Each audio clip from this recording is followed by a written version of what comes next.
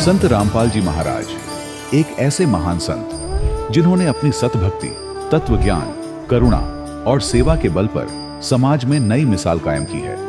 संत रामपाल जी महाराज की अगुवाई में उनके सभी सतलोक आश्रमों से समाज कल्याण के अद्भुत कार्यों ने समाज को सुनहरे भविष्य की एक नई उम्मीद दिखाई है। संत रामपाल जी महाराज से नाम दीक्षा लेने के बाद लाखों लोगों की लाइलाज बीमारियां जैसे कैंसर, एड्स आदि ठीक हुई। संत जी के ज्ञान से प्रेरित होकर उनके अनुयायियों ने लाखों यूनिट रक्तदान किया। संत जी ने लाखों बहन बेटियों का दहेज मुक्त विवाह करवाया।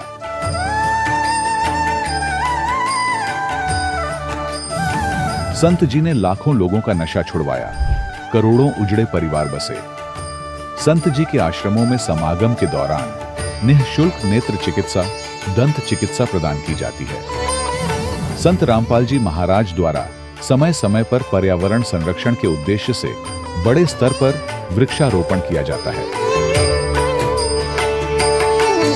संत जी ने जरूरतमंदों को तत्काल राहत पहुंचाने के लिए एम्बुलेंस सेवा शुरू की। संत जी अपने अनुयायियों को देहदान के लिए प्रेरित करते हैं, जिससे मानवता की सेवा और चिकित्सा क्षेत्र में सुधार हो सके। संत रामपाल जी महाराज के सभी आश्रमों में हर रोज निःशुल्क भंडारा आयोजित किया जाता है, जहां हर वर्ग, हर जाति और हर धर्म के लोग एक साथ बैठकर भोजन करते हैं।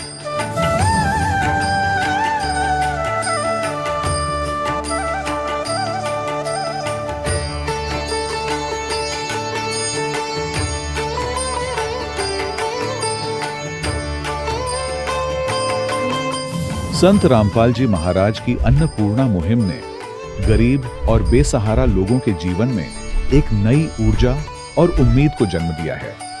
घर घर खाद्य सामग्री और जरूरी मदद पहुंचाकर संत रामपाल जी महाराज ने लोगों को दुख और मजबूरी से लड़ने की ताकत प्रदान की है।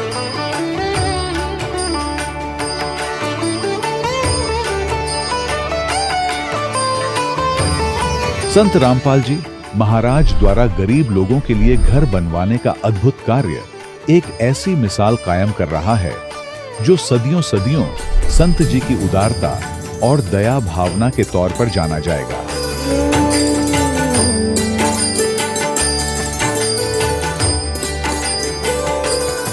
संत रामपाल जी महाराज के आश्रम में हजारों बुजुर्गों को सम्मान और प्यार के साथ जीवन जीने का अवसर मिलता है। उनके खाने, रहने और स्वास्थ्य की पूरी जिम्मेदारी संत रामपाल जी महाराज उठाते हैं। अनाथ बच्चों के लिए संत रामपाल जी महाराज के सभी आश्रम किसी वरदान से कम नहीं। यहाँ उन्हें शिक्षा, संस्कार और भविष्य के लिए बेहतर अवसर प्रदान किए जाते हैं। चाहे बाढ़ हो, भूकंप या महामारी, संत रामपाल जी महाराज और उनके अनुयायी हमेशा ही जरूरतमंदों के लिए सबसे आगे खड़े रहते हैं। कोविड महामारी के दौरान संत रामपाल जी महाराज के आश्रमों से करोड़ों लोगों के लिए भोजन, दवाइयां और जीवन रक्षक सामग्रियां उपलब्ध कराई गई। चाहे गरीब की मदद हो या किसी शोषित और पीड़ित वर्ग के हक और सम्मान की लड़ाई, संत रामपाल जी महाराज ने हमेशा ही उनकी दबी आवाज को सरकारों तक पहुंचाया है और उन्हें उचित न्याय दिलवाने में अहम भूमिका अदा की है। समाज में आध्यात्मिक और सामाजिक मूल्यों के प्रति जागरूकता लाने में संत रामपाल जी महाराज हर कदम पर मानवता के सच्चे सेवक साबित हुए हैं। संत रामपाल जी महाराज का जीवन हमें सिखाता है कि सच्ची सेवा वही है जो निस्वार्थ भाव से की जाए।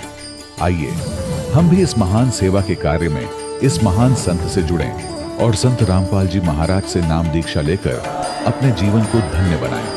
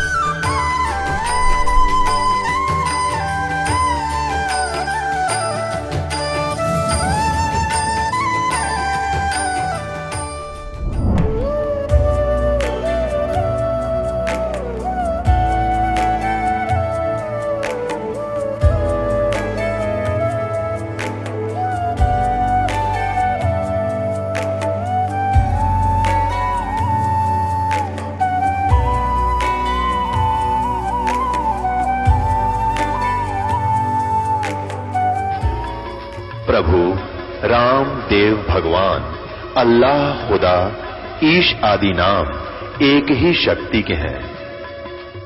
वो कैसा है, कहां है, कैसे मिलता है, किसने देखा है? ये प्रश्नवाचक चिन्ह पूर्ण रूप से हटाने के लिए अवश्य सुनिए जगत गुरु तत्वदर्शी संत रामपाल जी महाराज के अमृत वचन, सर्व पवित्र धर्मों के पवित्र शास्त्रों के आधार पर। सत साहिब दर्शकों, जब कोई इंसान अपने धर्म में प्रचलित सभी प्रकार की साधनाएं करता हो और उन सभी साधनाओं को करते करते भी उसके जीवन में अनेकों परेशानियां आ रही हों, तो वो इंसान सुख समृद्धि की तलाश में उस परम पिता की खोज करता है ताकि उसके जीवन में सुख समृद्धि आ सके।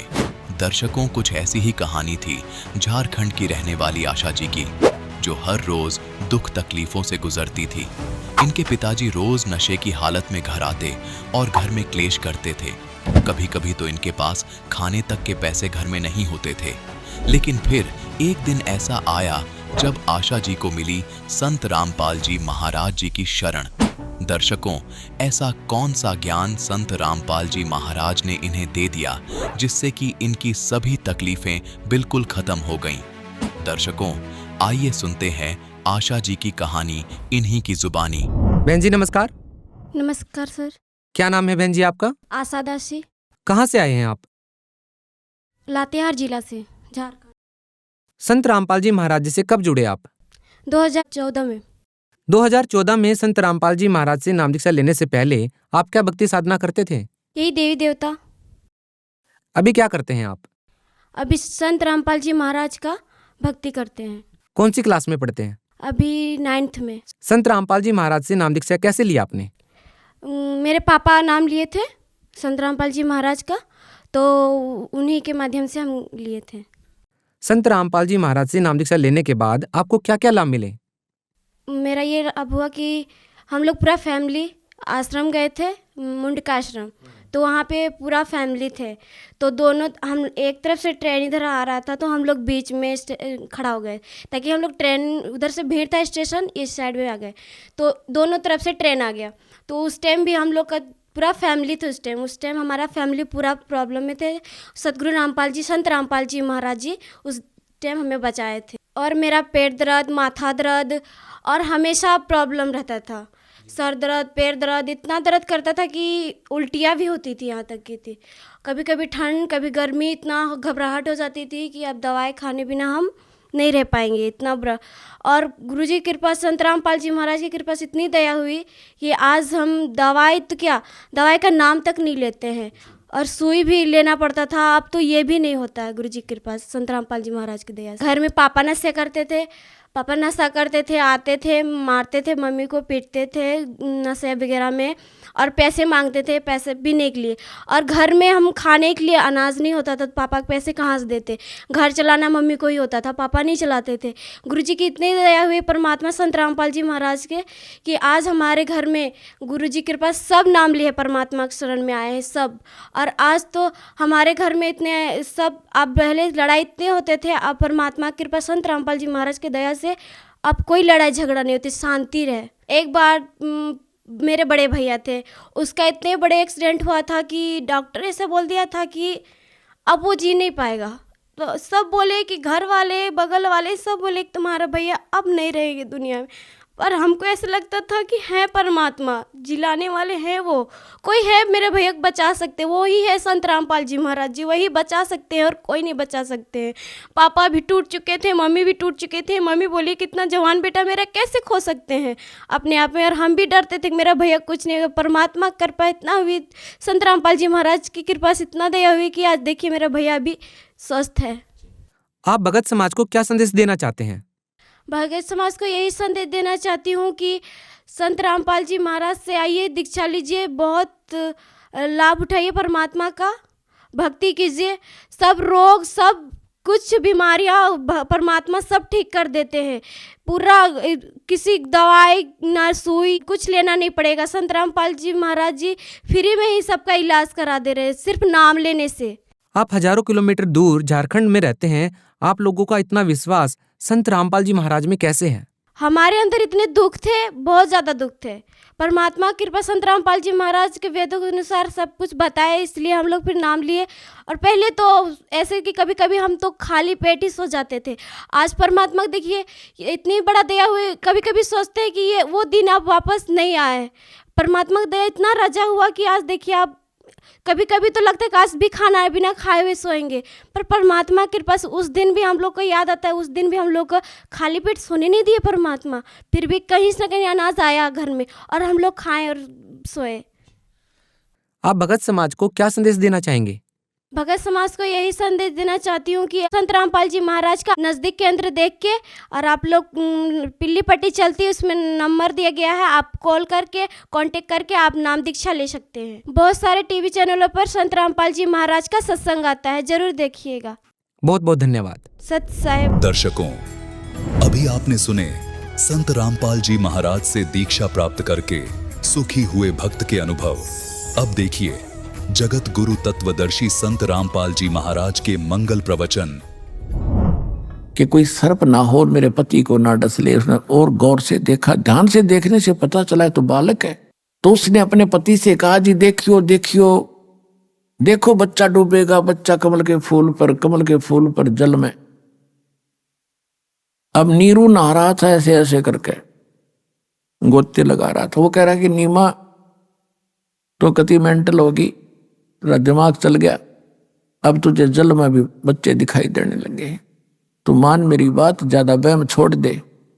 तो उसने फिर के साथ कहा, जी देखो सचमुच तो देखो तो जरा। जब उसने देखा जिधर वो संकेत कर रही थी, तो सचमुच बालक कमल के फूल पर। उसने न्यू का न्यू उठा लिया उस फूल के समेत। चित्र परमात्मा का, ये देखिएगा चित्र परमात्मा। ना मेरा जन्म न गर्भ बसेरा, बालक बन दिखलाया, काशी नगर जल कमल पर डेरा, तहां जुलाहे न पाया। मात पिता मेरे कछु नाही, ना मेरे घर दासी, जुल्ला का सुत आने कहाया, जगत करे मेरी हासी। नीरू ने ला करके वो बच्चा अपनी पत्नी को थमा दिया। अपने आत्माओं, जिस परमात्मा के लिए ऋषि महर्षि हमने भी कभी किसी जन्म में शरीर गाल दिए, उसको पाने के लिए कठिन तपस्याएं की, ऊपर पैर करके नीचे को सिर करके भी साधनाएं की। वृक्षों पर भी झूले, हमने पैर भी सुझा लिए, खड़े तप किए, कई बैठ कर किए। क्यों खोद रहे थे उस मालिक को? क्योंकि उसमें घना गुण है। उसके प्राप्त होने के बाद हमें यहां भी सुख और परलोक चले जाएंगे। और वही शीतल सुखदाई परमात्मा जिस माई के सीने से लगा एक बेटे की तरह, अब उसको जो अनुभव सुख का हुआ होगा, उसका कोई शब्दों में बयान उसको नहीं किया जा सकता। अगर वो मालिक के हम चरणों में भी लग जाएं उसके, तो हमें कितना सुख होगा। और वो सीने से लग रहा है उस माँ के। तो गरीबदास साहिब जी ने चित्रार्थ बहुत अच्छा किया है कि गोद लिया मुख चूम कर, हेम रूप जलकंत। कहते हैं उस माई ने उठाया, कभी उसके मुंह न चूमे, कभी माथे न चूमे उसके, ने कभी सीने से लगा। और सौ शुक्र मनाओ अपने शंकर भगवान का कि हे परमात्मा, आज याद किया था आपको हृदय से, आज ही आपने पुत्र दे दिया। अपने आत्माओं, ये वस्तु है जानने की। करते तो कबीर भगवान रहे सारा कुछ हमारे लिए, और क्रेडिट हम इनको देते थे, महिमा इनकी होती थी। परमात्मा ये चाहते थे कि ये किसी की महिमा करो, क्योंकि परमात्मा को महिमा की आवश्यकता नहीं, उनको तो आपकी आवश्यकता है। और वो ये चाहते थे चलो किसी भी डले ढोरे हैं, इनका आस्था भगवान की बनी रहे, कोई दिक्कत नहीं मुझे। और फिर इस समय तक परमात्मा ने आपको यहां लाना था कि आप में भगवान की चाह बनी रहे, चाहे कोई मंदिर पूजो, चाहे मस्जिद, चाहे गुरुद्वारा या चर्च, या किताब पत्थर पूजते रहो। जब आपकी आत्मा रोया करती है, जब पिछले पुनकर्मी प्राणियों की, तो उन पुनों के आधार से यही परमात्मा आपको ये सब कुछ देता रहा। तो पुण्यात्माओं, जिस मालिक के नाम लेते हैं, चर्चा करने से भी हमारे रोम रोम खड़े हो जाते हैं। और उसको माई ने सीने से लगाया, उसको कितना सुखद अनुभव हुआ होगा। तो नीरू जब नहा के बाहर आया स्नान करके, तो उसने समाज को देखा कि यदि हम इस बालक को घर ले जाएंगे तो लोग ये पूछेंगे जनता जन कि तुम कहाँ से लाए हो। हम कहेंगे कि ये कमल के फूल पर मिला है, और लोग कहेंगे कि झूठ बोलते हो, कमल के फूल पर बच्चा कैसे रुक सकता है, क्यों झूठ बोलते हो, तुम किसी का उठा कर लाए हो, चुरा कर लाए हो, बताओ इसके कौन माता पिता हैं। हमें पीटेंगे, बच्चा भी छीनेंगे और नगरी से भी निकाल देंगे। उसने अपनी ये सोच अपनी पत्नी से बताई कि मेरे विचार ऐसा है, तो इस बच्चे को यहीं छोड़ दे। हम अभी तो मुसलमान बने, ना हिंदुओं हमारा कोई जानकार है, ना मुसलमानों में कोई रिश्ता नाता हुआ, कोई बालक नहीं हमारे, और हमारी ऐसी सतिथि हो सकती है, तो इस बच्चे को यहीं छोड़ दे, इसमें हमारा हित है, खैर है। लेकिन नीमा ने कहा कि इस बालक ने ना जाने मेरे ऊपर के जादू कर दिया, मैं इसको त्याग नहीं सकती, मर सकती। तो नीरू ने पहली बार अपनी पत्नी की तरफ थप्पड़ मारने के लिए हाथ उठाया कि मैं तेरी हर बात को मानता रहा हूं आज तक, इसलिए कि तेरे बालक नहीं है और इसलिए कि तेरी आत्मा को दुख ना हो, और तू हठ करने लगी अब प्रत्येक बात का, मेरी एक नहीं सुनती, छोड़ इस बालक को, ना तेरे लगाऊंगा 2 थप्पड़। उसी समय परमात्मा शिशु रूप में कहने लगे कि नीरू मुझे घर ले चलो, तुम्हें कोई कुछ नहीं कहेगा, मैं तुम्हारे लिए ही आया हूं। अब इस बात ने सुनकर वो नीरू डर गया कि ये कोई फरिश्ता हो सकता है, ये कोई ऐसा भूत प्रेत ना हो तेरे को हानि कर दे। चुप करके चल पड़ा, यस कहा ना नो कहा, घर ले आए। अब जब घर ले आए, इतना न्यारा बच्चा, इतना तेज मालिक का, इतना सुंदर शरीर, इतना हैंडसम, वह पूछो मत, कोई वर्णन नहीं कर सकते। वैसे जुलाहों में उस समय जो जुलाहों की सतिथि होती, आम नागरिक की ऐसी होती थी, सांवले सांवले से रंग होते थे तकरीबन, और उनका न्यारा शरीर था। आखिर तक मालिक तो अलग ही थे। तो जो भी पता लगे कि नीरू नीमा का इतना सुंदर बच्चा मिला इनको, वो ये भूल भाल गए क्यों मिला, कितने मिला, ये जरूर पूछ रहे थे कहाँ मिला, के कमल के फूल पर था। अब किसी ने इतना विवेक क्या ना करा कि कमल के फूल पर कैसे हो गया, जन्म पाया। तो उन्होंने अपने हिसाब से थोड़ा बहुत चेंज भी कर दिया, वहां पर रखा था किनारे पर कमल के फूल पर धरा था कि ये खाम खा वो ना करेंगे चट चट। तो कहने का भाव ये है कि सारा गांव ऐसे देखने के लिए चला उस बच्चे को, जैसे मंडली बनाकर औरतें गीत गाती हुई आया करती हैं, किसी के कोई देखना होता था, कोई बच्चा हो जाता था, ऐसे आने लगी। यहां तक कि राजाओं तक ये बात पहुंची कि इतना सुंदर बालक आज तक कभी देखा ना सुना। तो ये बात खत्म हुई।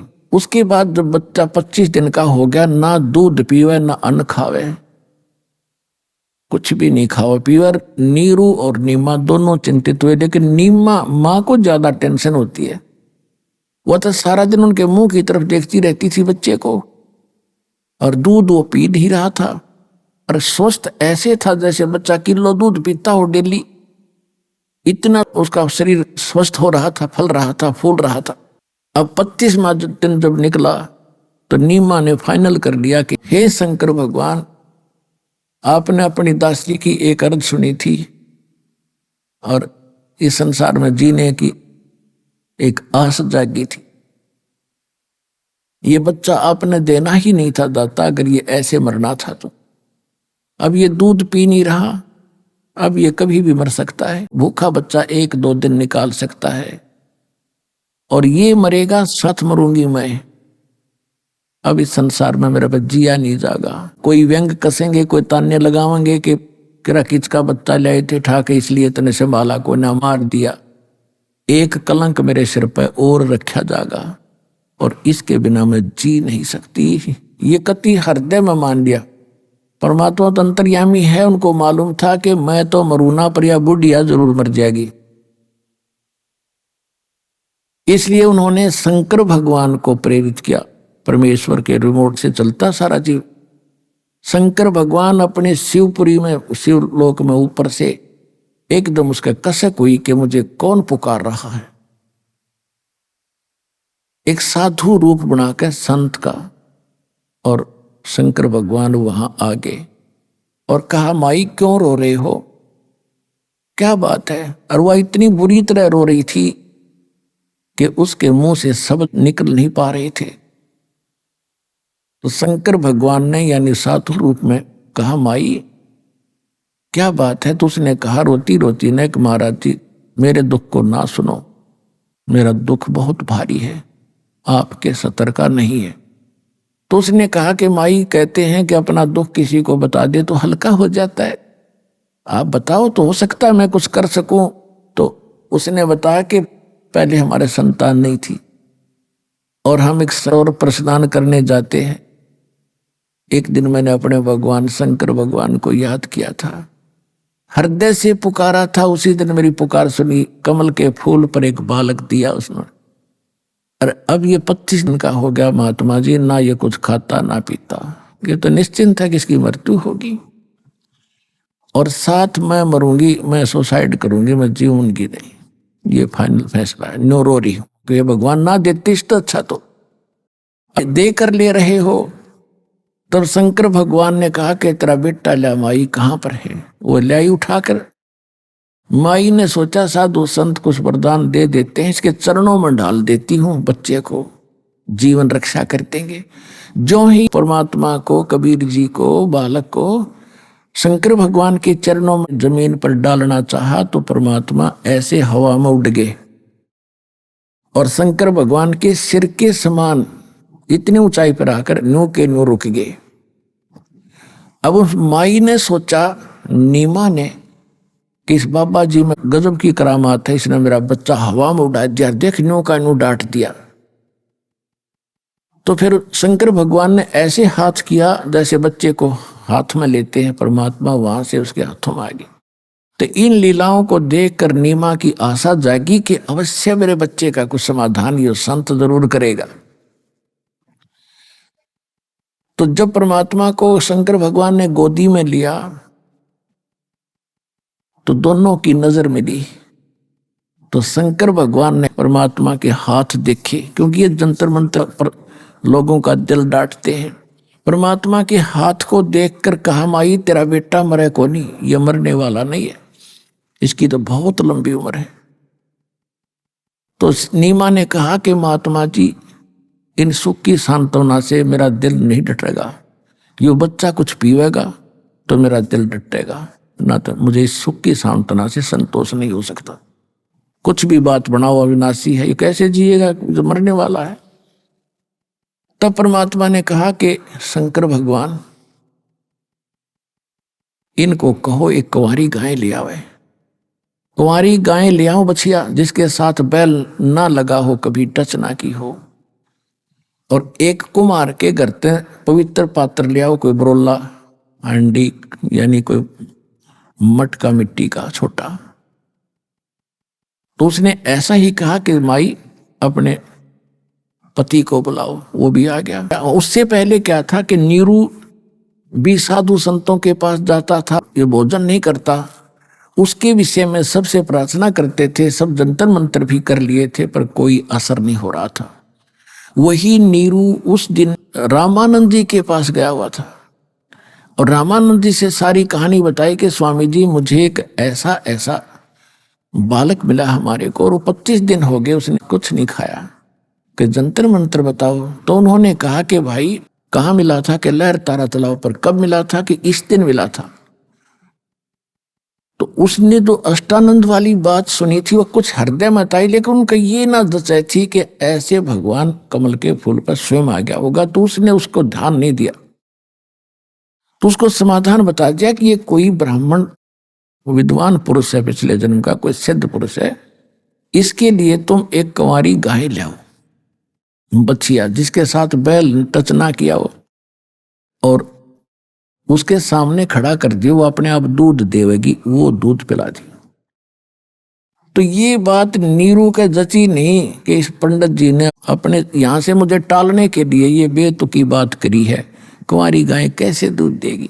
तो उसने वो विचार भी छोड़ दिया कि नहीं ऐसा नहीं हो सकता। वो आकर पहले बैठा ही था और अपनी पत्नी से बता दिया था कि कहीं पर भी कोई समाधान ये निकल नहीं रहा है, तो वो इसलिए और घनी दुखी हो रही थी। तो फिर परमात्मा ने शंकर भगवान से कहा कि आप इनको कहो कि कुंवारी गाय लावे। तो उसने ऐसा ही कहा कि माई अपने पति को बुलाओ। उसने पति से कहा कि आयो जी, महात्मा जी ये कह रहे हैं कि कुंवारी गाय लाओ, वह दूध देवेगी जब यू बालक पीवेगा। अब रामानंद जी की बात तो उसका जची नहीं थी कि ये भी कभी हो सकता है। तो जब उस महात्मा के मुख से भी यही बात सुनी नीरू ने, तो उसका कुछ दृढ़ता आई और परमात्मा ने कहा था कि हे शंकर भगवान, इनको कहो एक कुंवारी गाय लाएं और उसके ऊपर आप अपनी आशीर्वाद भरा हाथ धर दियो, वह दूध दे देगी। आप तो महापुरुष हो। अब परमात्मा के बच्चे हैं ब्रह्मा विष्णु महेश भी, उनको उन्होंने पावर देनी है, उनकी महिमा करनी है। अब वो महिमा के भूखे नहीं है क्योंकि वो महिमा से परिपूर्ण है।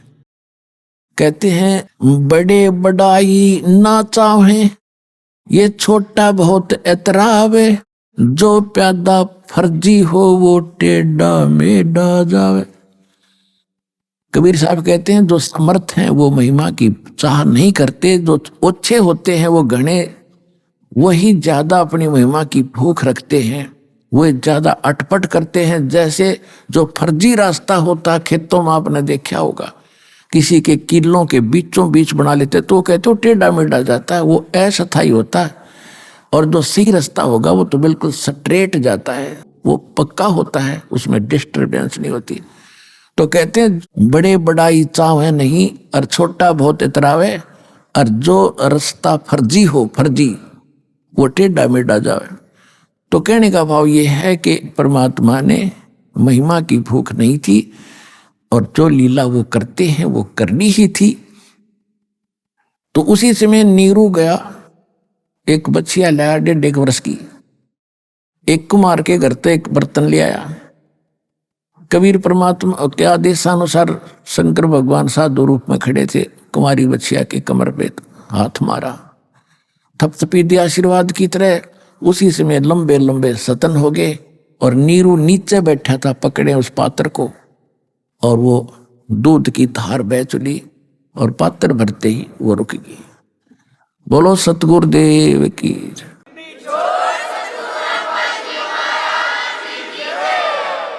कबीर भगवान ने वो दूध पिया, फिर गाय ऐसे दूध देती रही।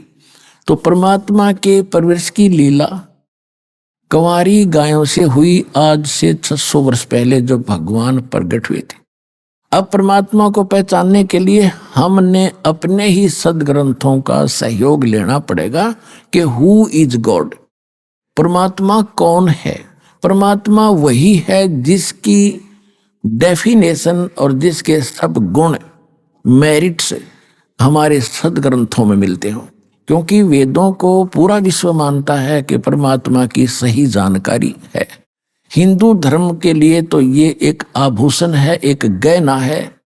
ये हमारा एक बहुत अच्छा वो सदग्रंथ है। इनमें जो लिखा सही है, तो इनमें जो लिखा है और जो लीला जिसने की है, ही इज गॉड, 2 अक्षर की बात है।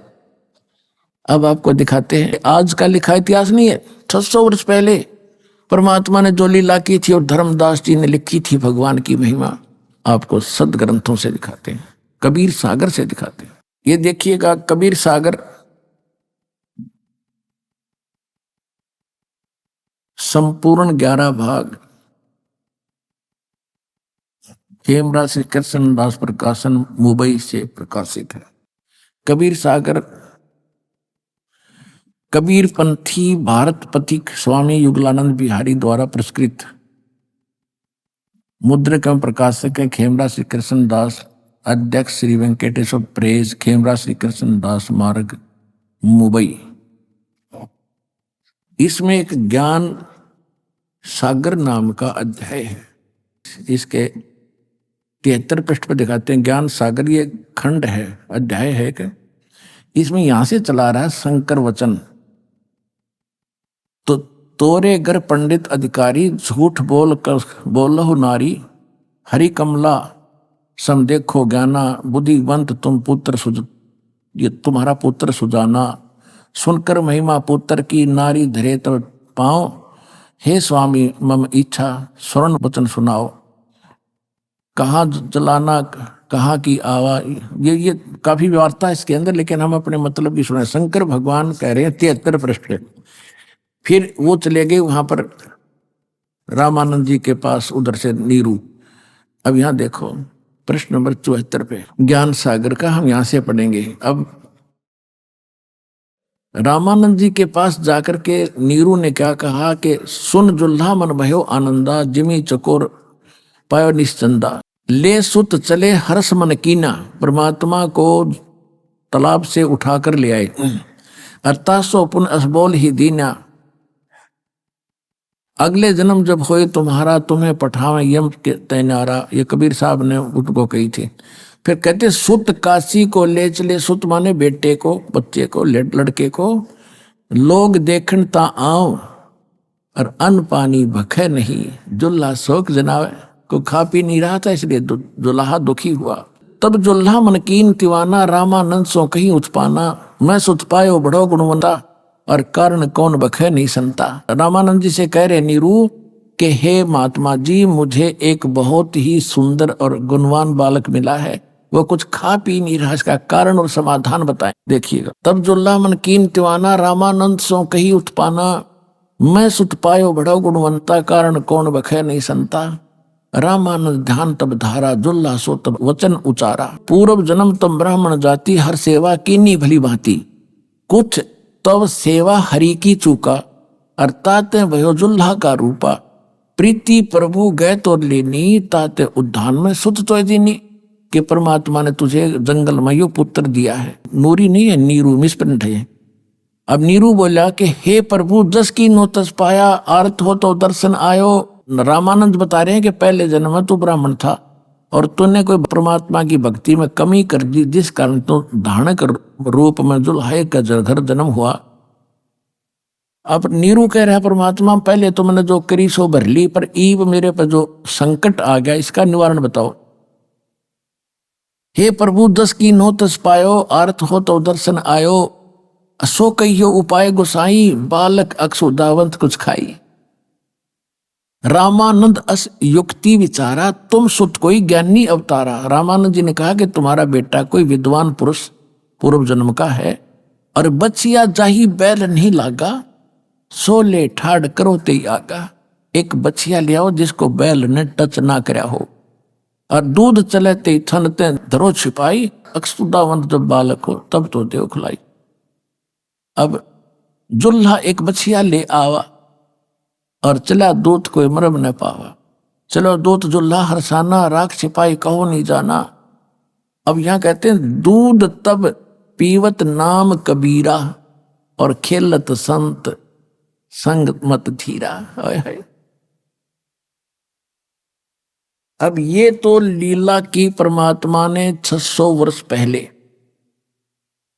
600 वर्ष पहले कबीर परमात्मा ने जैसी लीला की थी। कबीर सागर, इस ये भी एक सदग्रंथ है, सूक्ष्म वेद है।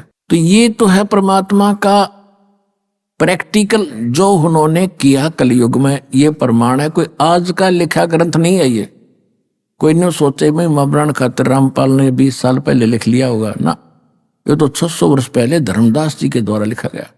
अब हमारे वेद क्या बताते, परमात्मा क्या करता है, तो 2 मिनट में समझ में आ जाएगा। हुई इज गॉड। ये देखिएगा, ऋग्वेद मंडल नंबर 9 सूक्त 1 और मंत्र 9 में ये स्पष्ट है कि परमात्मा जब शिशु रूप धारण करके आता है, उसकी परवरिश की लीला कुंवारी गायों के द्वारा होती है। ये देखिएगा, ये है ऋग्वेद मंडल 9 और 10 इकट्ठे ही हैं।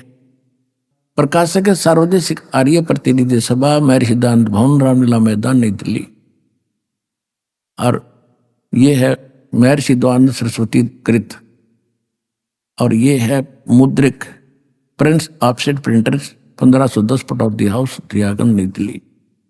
अब ये कमाल की बात है, कहते हैं अब देखो इस महर्षि का कितना बोलबाला, वेदों का ठेका इससे ले रखा था, इसने कख का पता नहीं महर्षि ने। एक कमाल की बात है, अनुवाद इनका किया हुआ है, तड़ंगा तो कर ही रखा है, लेकिन सच्चाई कैसे छुपा देंगे। मूल पाठ तो सबके पास उपलब्ध था, ना इसे नहीं बदल देते ये अपनी बकवादों को ऊपर रखने के लिए।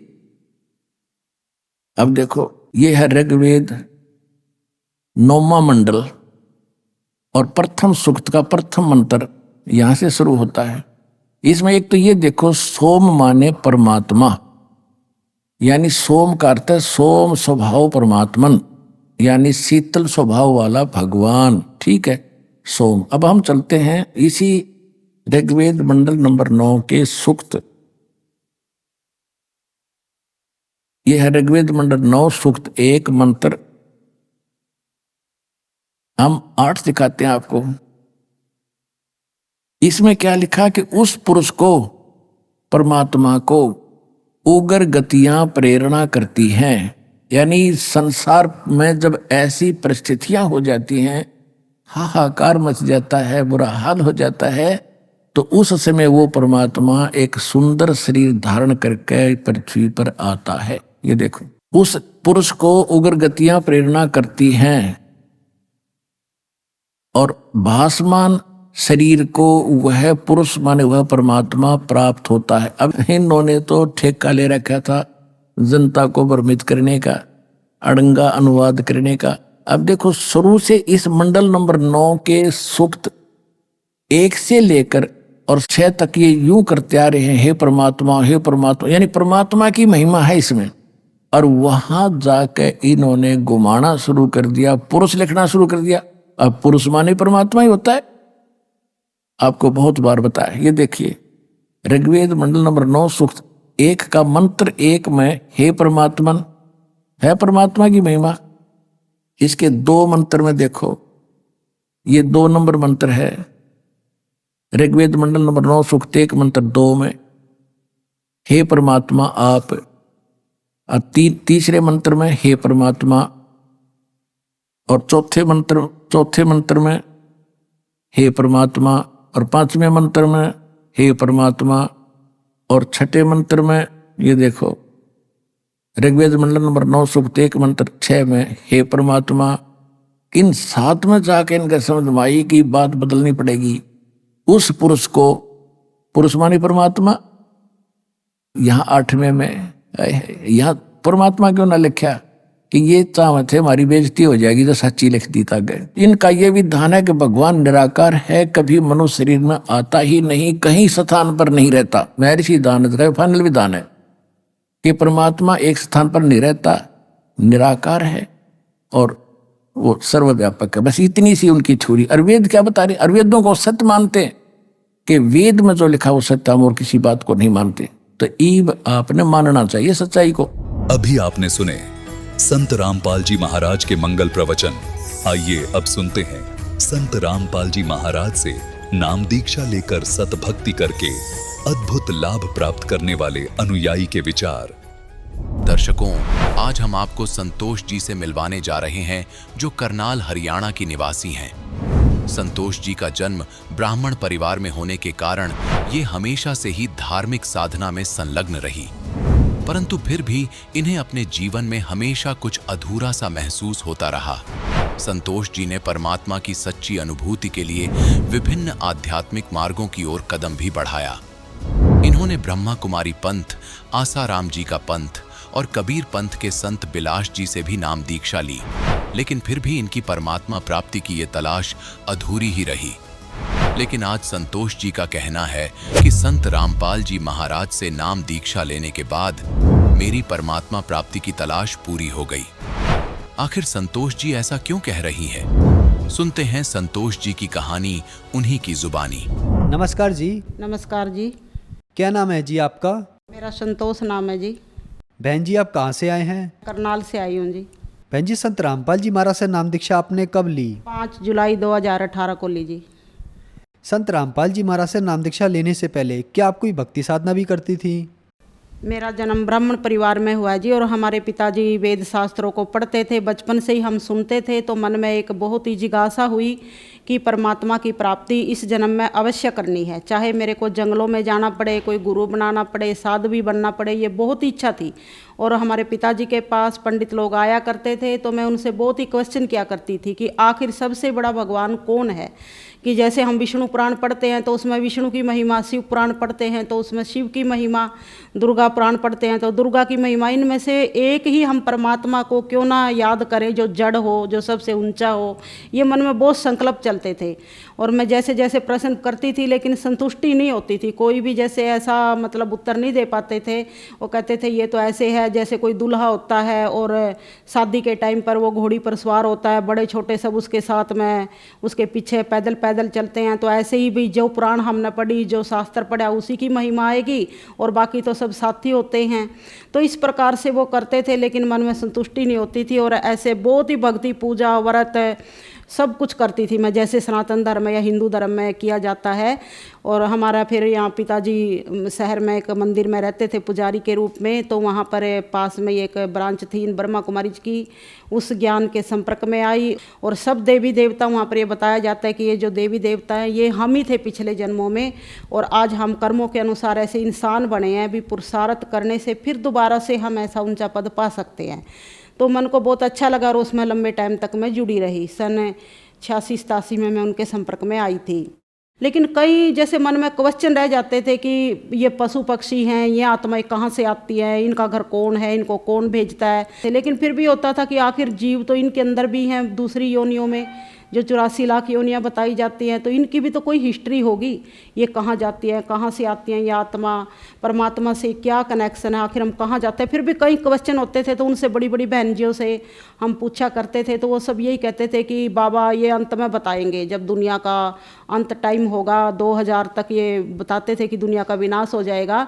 तो भाई अंत में बाबा माउंट आबू में मुरली चलती थी एक बहन जी के द्वारा, कोई आत्मा उसमें आती थी, तो वो बताते थे कि ये परमात्मा की आत्मा है। तो वहाँ पर वो बताया जाता था कि लास्ट टाइम पर परमात्मा खुद बताएंगे। अभी कई बातों के भगवान ने राज रखे हुए हैं कि भाई ये अभी नहीं खोले हैं इन बातों के राज, और लास्ट में बताएंगे। तो मेरे को होता था कि लास्ट तक क्या पता हम रहे या ना रहे, शरीर का तो कोई भरोसा नहीं है, तो लास्ट तक कौन इंतजार करेगा। भाई जब ज्ञान, परमात्मा ज्ञान का भंडार है, सागर है, तो उनके पास तो हर सवाल का आंसर होना चाहिए, उनको बताना चाहिए कि कहाँ पर क्या है, कैसे है, किस आत्मा का किसके साथ क्या संबंध संपर्क है, क्यों हम यहाँ इस संसार में आते हैं, कहाँ जाते हैं, कौन हमारा लेखा जोखा करते हैं। तो कुछ विस्तार से वहाँ पे जानकारी नहीं मिलती थी। तो ऐसे करते हुए ब्रह्मा कुमारी जी में रहते हुए ही फिर मैं आसाराम जी महाराज का भी, उनसे भी मिली, हरिद्वार में गई एक बार। और फिर ये जो कबीर पंथी अभिलाष महाराज जी हैं, इन्होंने मेरे को बीजक भी दी थी, इनको भी एक बार इनका प्रोग्राम था हरिद्वार में, इनसे भी भेंट हुई। और ये धन धन सतगुरु जी सच्चा सौदा, इनके यहाँ सिरसा में भी गई। तो इस प्रकार से आर्य समाजियों में, जैन धर्म में, मतलब मेरे को ये होता था कि कहीं पर जैसे पूर्ण सच्चाई का पता चल जाए, हर जगह उस परमात्मा की, जैसे ऐसे लगता था कि ब्रह्मा कुमारी जी में पूरी संतुष्टि नहीं होती थी, बल्कि मेरे को सब यही कहते थे भाई तेरा तो है ना बस भटकना ही है, तेरे अंदर में भटकती ही रहती है, इधर उधर घूमती रहती है। लेकिन मैं ऐसे सोचती थी कि दुनिया का कोई भी धर्म ऐसा ना रह जाए कि जिसकी मेरे को जानकारी ना हो, कहाँ पर क्या है भाई मैं उसको पूर्ण रूप से जानूँ, समझूँ और परमात्मा तक पहुँचूँ, ऐसे मेरे अंदर की भावना ही थी। बहन जी, आपने बताया कि आपने 30 साल तक ब्रह्मा कुमारी पंथ में प्रचार किया, फिर आप आसाराम जी के पास गए, गुरमीत राम रहीम सिंह जी के पास गए, और आप कबीर पंथी अभिलाष दास जी के भी पास गए। तो फिर आप संत रामपाल जी महाराज की शरण में कैसे आई? जैसे हमारे घर में जी आपको बताया कि बहुत ज़्यादा ऐसा तनाव हो गया था, तो उस बात को लेकर के गुरुजी के अनुयायियों के जो इंटरव्यू होते थे वो मैं सुनती थी। संत रामपाल जी महाराज के अनुयायी जो सुनाते थे, तो मेरे को वो बातें इतनी विश्वास नहीं होती थी।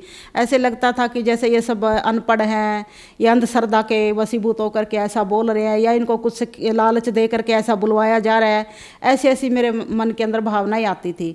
लेकिन उसमें कोई पढ़ा लिखा अच्छा मतलब ऐसे दिखता था हिसाब से, तो तो उस भाई बहन का मैं सुन लेती थी। और ऐसे करते करते उनका जब सुन करके मेरे को ऐसे वो भी चमत्कार की बातें सुनाते थे कि संत रामपाल जी से जुड़ने से हमारे यहाँ ऐसा चमत्कार हो गया, मेरी ये बीमारी ठीक होगी, हमारे साथ ऐसा हो गया। तो मेरे को लगा कि भगवान तो ऐसे सही सब कुछ कर सकता है, बदल सकता है, अभी हुआ होगा इनके साथ में ऐसा। तो मेरे अंदर भावना बहुत ज़्यादा बढ़ती चली गई और हमारे घर में जैसे ये अचानक ऐसे कोई भूत प्रेत की बाधा आ गई, तो मैंने भी मन के अंदर ये परमात्मा से, संत रामपाल जी महाराज से यही प्रार्थना की कि हे गुरु जी, जब आप दुनिया के इतने कष्ट मिटा रहे हो, सबको इतनी आपके नाम लेने से, आपके ज्ञान सुनने से सुख आराम मिल रहा है, तो हम भी उसी दुनिया के अंदर हैं। हम आपसे ना धन माया कुछ नहीं मांगते, बस इस आत्मा को थोड़ा शांत कर दो, जो मेरी सहयोगी आत्मा है पति के रूप में, इसको थोड़ी शांति दे दो ताकि हम चैन से सांस ले सकें।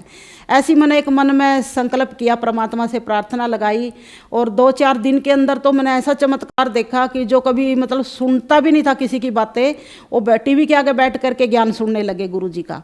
और 1 हफ्ता सुनते सुनते उनके मन में कुछ ऐसी प्रेरणा होगी, गुरुजी संत रामपाल जी महाराज ने ऐसा कुछ उनका परिवर्तन कर दिया दिमाग का कि खुद ही बोलने लगे कि भी इन गुरुजी का कई नंबर लेकर के इनके आश्रम का पता लगाओ, और अगर इन गुरुजी को तुम गुरु बनाओगी या नाम लोगी तो मैं भी इनका नाम लेने को तैयार हूँ। तो ऐसे करके मैंने फ़ोन मिलाए इधर उधर करके, जब पता चला कि भी हमारे पास में हरियाणा में कौन कौन से ये नामदान केंद्र हैं और कुरुक्षेत्र में, फिर मेरी कोई भावना ऐसी नहीं थी कि मैं नाम लूँगी, क्योंकि मैं तो अपने आप को एक बहुत ही जैसे सर्वानंद जी की तरह ऐसा समझती थी कि मैं तो इतने बड़े बड़े गुरु महात्माओं से मिली हूँ, मेरे अंदर तो खुद ही इतना ज्ञान है, मैं गुरु तो किसी को बनाऊँगी नहीं, लेकिन सुनना मेरे अंदर सबकी एक मेरी भावना थी कि भी सबकी मैं सुनूँ कौन क्या कहता है। तो ऐसे में उनके साथ आकर के भी चलो ये नाम लेंगे तो अच्छी बात है। और इनके साथ में मैं भी कभी इनका ना मैंने आश्रम देखा था संत रामपाल जी महाराज का, ना कभी इनके साक्षात दर्शन किए थे, ना किसी इनके अनुयायी से कभी मिली थी, और ना कोई मैंने बुक भी नहीं पढ़ी थी इनकी। एक बुक कभी मेरे को मिली थी 1 साल पहले, लेकिन वो ऐसे ही दबा करके रख दी थी, उसको पढ़ भी नहीं पाई थी क्योंकि वो ज्ञान मेरे समझ में ही नहीं आया था। क्यों, हमारे को ब्रह्मा कुमारी जी में तो कुछ और ही टाइप का ज्ञान दिया जाता था, तो इस कारण वो मेरी बुद्धि इतना नहीं समझ सकी और मैंने उसको ऐसे ही रख दिया था। लेकिन जब मैं यहाँ कुरुक्षेत्र में पतिदेव के साथ में आई और उन्होंने नाम लेने के लिए वो तैयार हुए बैठे, तो मैं भी साथ में ही बैठ गई और मन में ऐसे ही मतलब इतने हल्के रूप से मैंने नाम लिया था कि भाई चलो देख लेते हैं, आज तक कोई ज़िंदगी में ऐसा कोई मन से गुरु नहीं बनाया है, तो भी शायद कुछ हमारा उद्धार हो जाए। वैसे भी दुनिया कहती है भी गुरु बनाना जरूरी है, बिना गुरु के उद्धार नहीं है, मुक्ति नहीं है। संत रामपाल जी महाराज गुरु जी का ये नामदान लिया। मैं जी, हमने सुना है कि जो भी श्रद्धालु संत रामपाल जी महाराज से नाम दीक्षा लेते हैं उनको बहुत सारे लाभ प्राप्त होते हैं। क्या आपके साथ भी कुछ ऐसा ही हुआ कि संत रामपाल जी महाराज से नाम दीक्षा लेने के बाद आपको भी कुछ लाभ प्राप्त हुए? हाँ जी, बिल्कुल। पहली बात तो ये है कि मेरे अंदर जो एक ज्ञान की तड़प थी, ज्ञान की इच्छा थी कि परमात्मा कौन है, कहाँ है, उसे कैसे मिला जाए, ये देवी देवता की क्या हिस्ट्री है, ये कैसे बनते हैं, कहाँ रहते हैं, मतलब इतने अलग अलग टाइप के ज्ञान सुन करके है ना, मेरी मन की जो स्थिति थी ऐसी हो गई थी कि बिल्कुल मैं इस जन्म में तो परमात्मा तो मिलना दूर रहा, मैं बिल्कुल मेंटल पागल हो जाऊँगी और पागल खाने में ही चली जाऊँगी इस ज्ञान के चक्कर में। क्योंकि इतने टाइप के ब्रह्मा कुमारी जी में से भी कम 10-12 ऐसे ग्रुप बने हुए हैं, ऐसी उनके अंदर से अलग अलग शाखाएं निकली हुई हैं, कहीं विष्णु का अवतार, कहीं शंकर का अवतार, कहीं ब्रह्मा का अवतार, कहीं इंद्र का अवतार, कहीं दुर्गा का अवतार। उन सब के अलग अलग ज्ञान सुन सुन के बिल्कुल आत्मा है ना भ्रमित हो गई थी। और कोई किसी का पक्का अनुयायी था, कोई किसी का था, तो वो अपने के ही गुण गाते थे, निरपक्ष भाव से कोई बात ही नहीं करता था, ना कोई समझता था। तो मेरे को ये होता था कि कौन मेरी इन बातों का जवाब देगा, कौन मेरे को सेटिस्फाई करेगा। इस जन्म में तो मेरे को ये ज्ञान से बिल्कुल भी मैं सेटिस्फाई हो ही नहीं सकती, ऐसा मन में एक विचार था। लेकिन जैसे ही मतलब गुरु जी के इस ज्ञान में आगे आगे बढ़ती चली गई, सुनते रहे, किताबें भी पढ़ी, तो वैसे वैसे मतलब परमात्मा के ऐसे लगा कि बिल्कुल अब परमात्मा, पूर्ण परमात्मा की प्राप्ति हो गई है। ये पहले हमें जो ज्ञान था ब्रह्मा कुमारी जी में शिव परमात्मा के बारे में बताया जाता था, तो वो जैसे गीता में 3 भगवानों का वर्णन आता है, क्षर पुरुष, अक्षर पुरुष और परम अक्षर पुरुष, तो वो क्षर पुरुष तक का ज्ञान था। और लेकिन यहाँ पर सारे ही जैसे अनंत ब्रह्मांडों के बारे में परमात्मा ने खोल करके संत रामपाल जी महाराज के द्वारा ये ज्ञान जो बताया है, इस ज्ञान से मेरी आत्मा को पूर्ण संतुष्टि होगी। और ऐसे लगता था वो ज्ञान मैं कैसे भूल लूँगी जो इतने सालों से मेरे अंदर भरा हुआ है। तो वो ज्ञान धीरे धीरे जैसे जैसे ये सुनती चली गई परमात्मा संत रामपाल जी महाराज का ज्ञान, और वो ज्ञान अपने आप ही बाहर निकलता चला गया। अब बिल्कुल भी मेरे को याद करने से भी वो ज्ञान याद नहीं आता, और मेरी बिल्कुल शरीर भी ठीक है और मेरी आत्मा भी बिल्कुल शांत है। और एक हमारा बच्चा है, तो नाम तो ले लिया था उसने जैसे तैसे कहने सुनने से, लेकिन पढ़ाई में उसकी कोई रुचि नहीं थी। तो मन में यही था कि परमात्मा ही करेंगे, जो कुछ करेंगे, जो कुछ भी करेंगे वो अच्छा ही करेंगे, अगर फेल भी होगा तो अच्छा ही होगा। उसको खुद ही था कि मैं पास तो हो ही नहीं सकता, इसमें होता ही नहीं। और पढ़ाई में उसकी बिल्कुल भी आगे पढ़ने की भी कोई इच्छा नहीं थी, ज़बरदस्ती स्कूल जाता था। लेकिन सतगुरु रामपाल जी महाराज की कृपा से, कबीर भगवान की कृपा से वो बच्चा बिल्कुल पास हो गया है, और उसको इस ज्ञान में भी पूर्ण रुचि है। वो भी नाम का जाप करता है, अब उसको भी सतनाम मिलने वाला है। और जो हमारे हस्बैंड है, पति है, वो भी इस ज्ञान में पूरी आस्था रखते हैं, मेरे से भी ज़्यादा रखते हैं। वो तो पूरा 2-3 टाइम बैठ करके 1-1, 1.5 घंटा मंदिर के हमारा सामने बैठ करके परमात्मा का ये आरती वगैरह सारा मतलब नियम से करते हैं, पूरे पक्के नियम के हैं। और किसी भी गुरु महात्मा की, जैसे मैं कोई कभी इधर उधर देख भी लेती हूँ, भाई थोड़ा सा पढ़ूँ किसने क्या कहा, क्यों सबका लिटरेचर मेरे पास में है जैसे, लेकिन वो बहुत मतलब इस बात का वो करते भी अब हम बस परमात्मा से ही जुड़ गए हैं। संत रामपाल जी महाराज की बुकों के सिवाय हमने किसी की बुकें नहीं पढ़नी है, ना सुननी है, बस इसी में हमें चलना है, और हमारे घर में उसी से सुख शांति आई है, ऐसा मतलब मेरे को भी वो प्रेरणा देते हैं। जैसे हमारे पति थे, बहुत ही ज़्यादा मतलब इतना घर में क्लेश रहता था, और हमारा घर बिल्कुल नरक जैसे ही बन गया था, और इतना रो रो के जैसे खून के आंसू रोने पड़ते थे। ऐसा लगता था कौन हमारे घर को संवारेगा, परमात्मा के सिवाय भी। ऐसे होता था कई बार परमात्मा, जिस भगवान ने इस आत्मा को बनाया ना, वो भी इसको चेंज नहीं कर सकती। लेकिन संत रामपाल जी महाराज के ज्ञान में आने से, परमात्मा के जुड़ने से उनके अंदर बहुत ही परिवर्तन है। और मतलब मैं सोच भी नहीं सकती थी, मेरे लिए तो सबसे ज़्यादा यही बड़ा चमत्कार है कि वो किसी भी धार्मिक लाइन में मेरा सहयोग नहीं देते थे, और विरोध ही करते थे, और सबको गालियाँ ही देते थे गुरु महात्माओं को। लेकिन संत रामपाल जी महाराज ने उनकी बुद्धि को बिल्कुल चेंज कर दिया है, आज वो बिल्कुल एक देवता की तरह बन गए हैं। तो मेरे लिए बहुत बड़ी ये चमत्कार की बात है जो हमारे घर में ही घटित हुई है।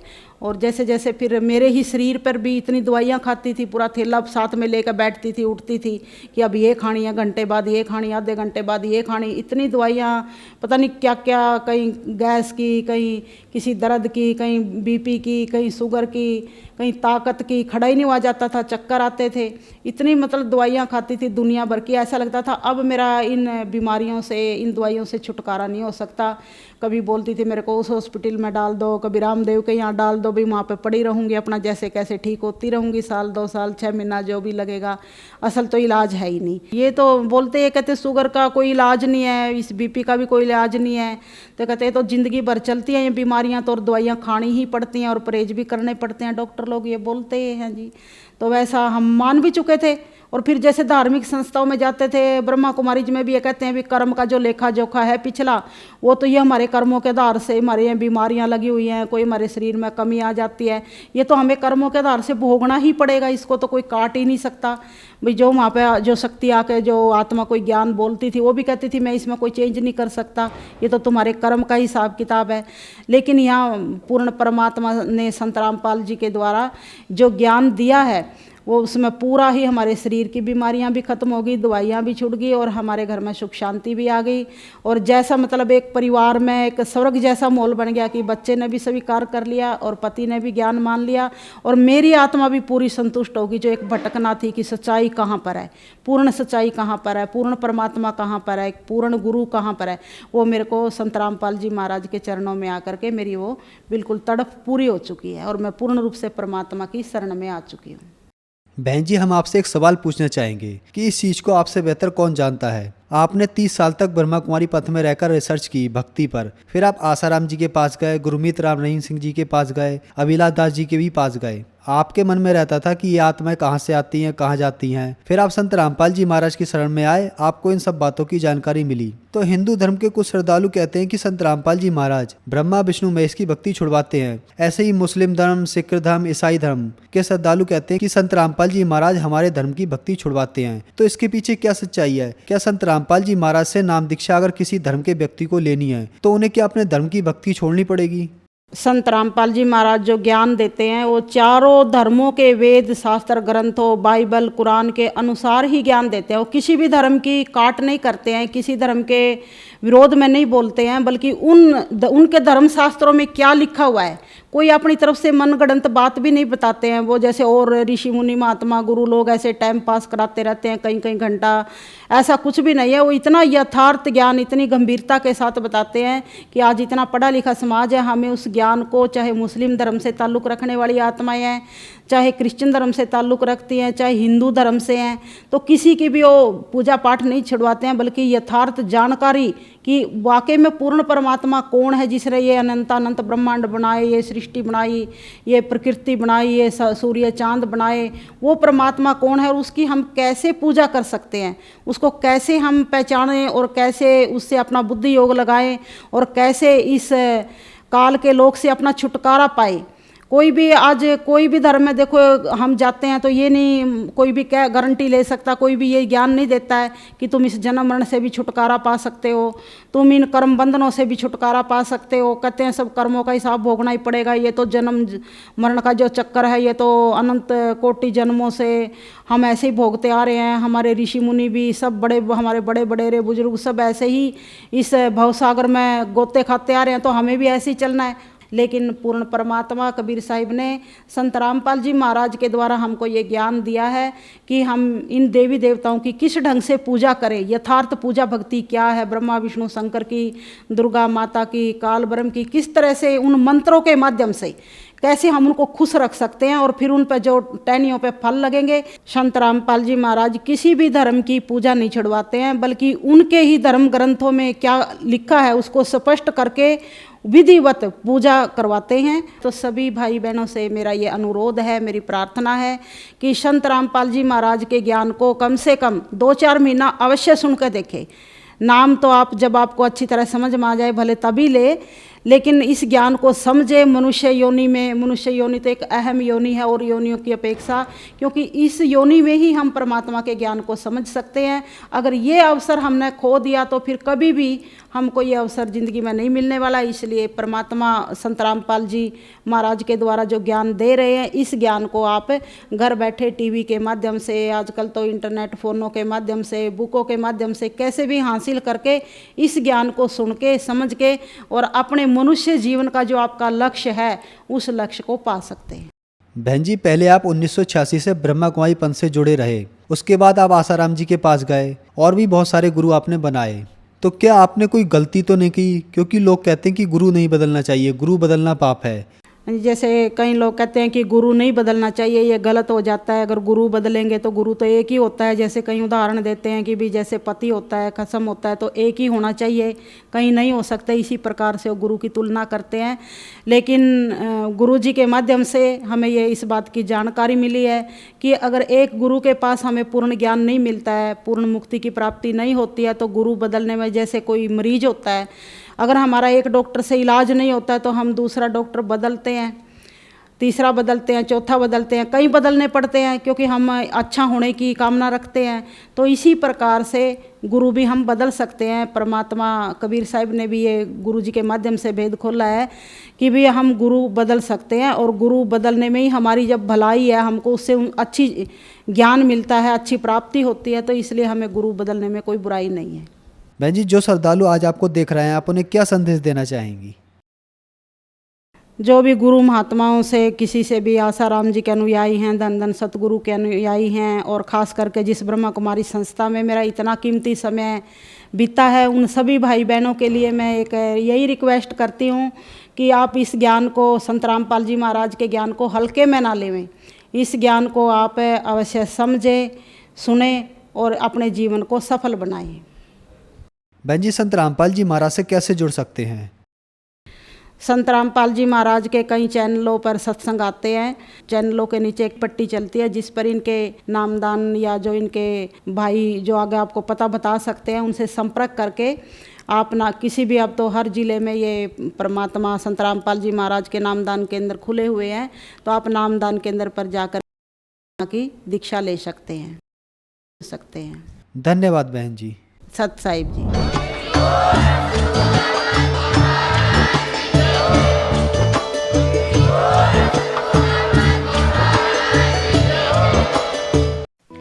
आप सुन रहे थे जगत गुरु तत्वदर्शी संत रामपाल जी महाराज के मंगल प्रवचन। अधिक जानकारी के लिए संपर्क करें।